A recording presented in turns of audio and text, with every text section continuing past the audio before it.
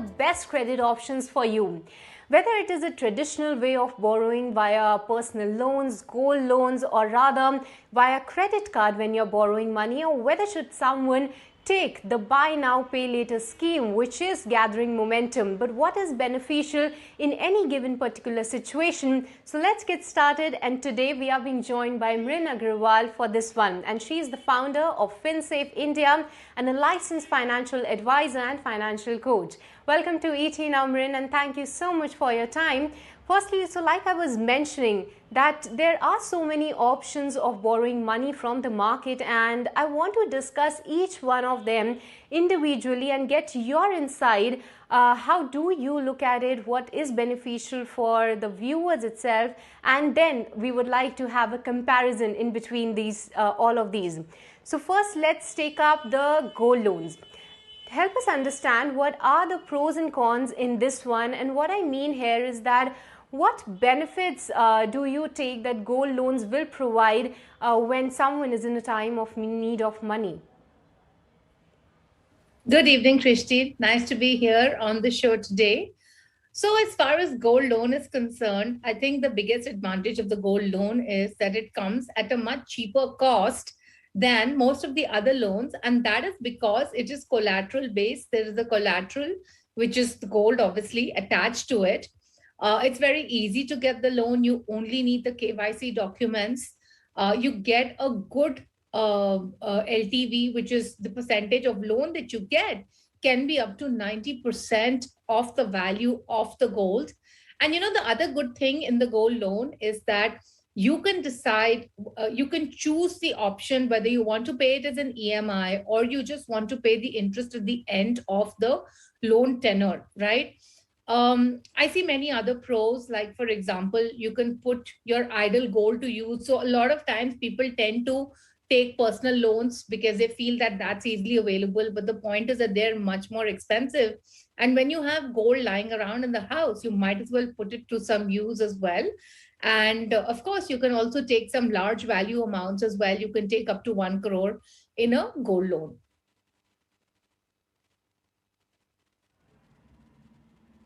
Okay, so these were some of the points that that are beneficial for anyone who is looking forward to take up a gold loan, where the interest rate is a bit low and you can opt for around 90% of the loan value. And now let's talk about personal loans, Brim. What do you think it is appropriate to take one? What time should one be thinking of this one when we have other options available? And what are the pros and cons in this particular option of borrowing money? Well, personal loans also are very easily available. What I mean by easily available is that you don't need a collateral. The processing time is very quick, and you also have flexible terms that are available. But I think the things that you really need to watch out for in a personal loan is the fact that the interest costs in these are pretty high. So right now the costs have come down. You're looking at like 10 to 12%. But not only the interest cost, these also come with high processing fees. So you're looking at processing fees between 1 to 2.5%. Of course, the personal loan rate is going to be totally dependent upon your credit score. And there's a strict eligibility criteria, obviously, because there's no collateral out here. Now, the other thing that you also need to keep in mind is that some of the personal loans come with very strict early repayment penalties. So if you want to pay off earlier, there's going to be a penalty that's going to charge, and that could be between 2 to 5% on the principal amount that is actually due, right? So these are some of the things to keep in mind. And I mean, as such, I would say that you go in for a personal loan only if you don't have the option to take collateral based loans. You know, in collateral based loans, you also have loan against fixed deposits, right? So I would say that you go for a personal loan only if you really need it. There's some sort of emergency and you need a loan for a short period of time, and you don't have any other options, then you can do the personal loan. Okay, so Mrinin, so many characteristics that you highlighted in for personal loans, like high interest rates, you need the money for the shorter period of time.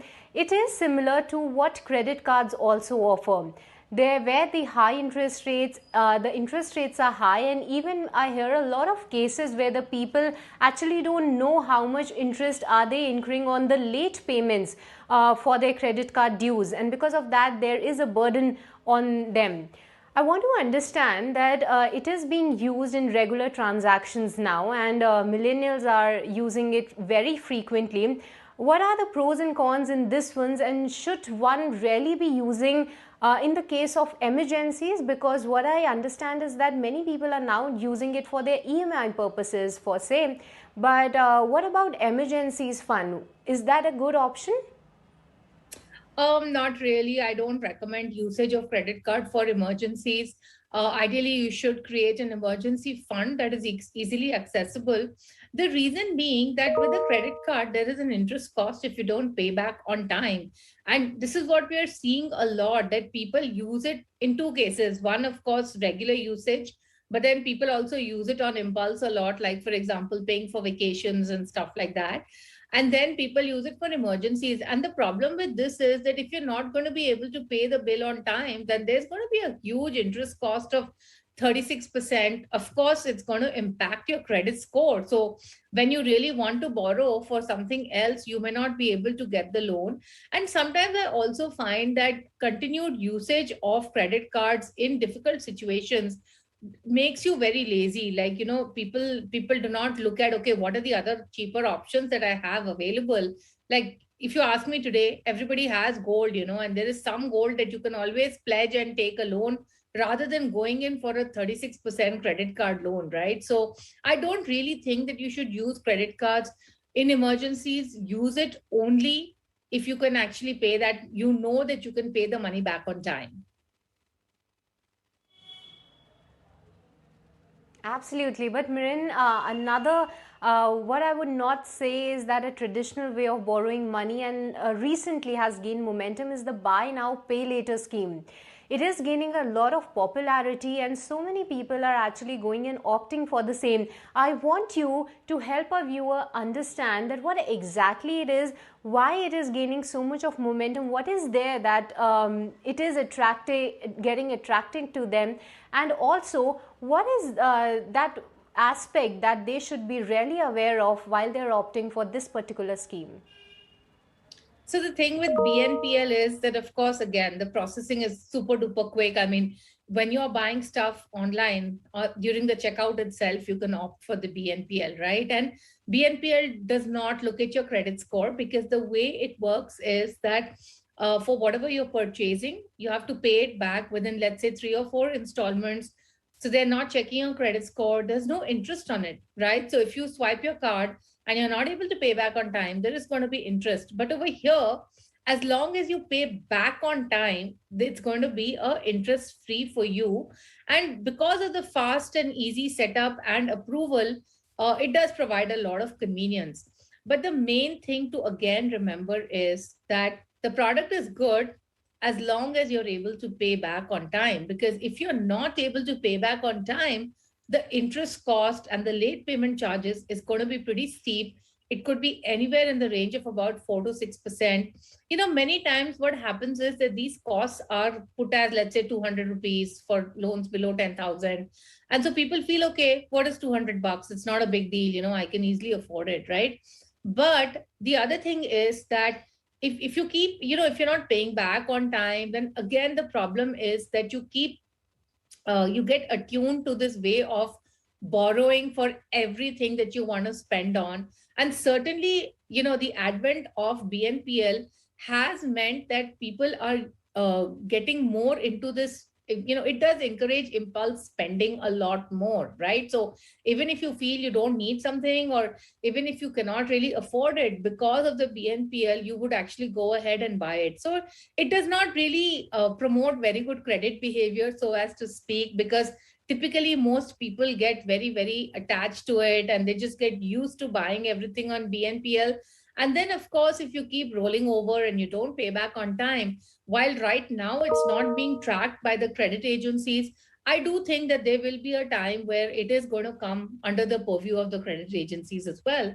So in that case, it will affect your credit score. And that's the point with all of these loans, right? So as long as you can pay it back on time, it's fine. But the moment you cannot pay it back on time, that's where the problem starts. So viewers, it's very important that what all points Mirin had just highlighted, that if you're opting for buy now pay later scheme, then just do watchful of the conditions and do watchful that you do make payments back on time, because a lot of things are at stake, not just the high interest cost, but also your credit score can get impacted. But now let's talk about that. We have and we know that what are the pros and cons of the various options that are available, that is credit cards, personal loan, or rather gold loans. And you were some time back highlighting about the emergency fund, that one should really be having that for the emergency purpose. But what if somebody is not having a contingency fund, or rather an insurance? In the three options that are available, I'm keeping aside that buy now pay later scheme, from credit card, gold loans, and personal loan, what should be the first one that in the case of emergency one should be going with that? Well, I think the gold loan is a good option because it's cheaper. And that's because there's a collateral and you're utilizing your idle gold as well. So I would go with the gold loan simply because it's cheaper.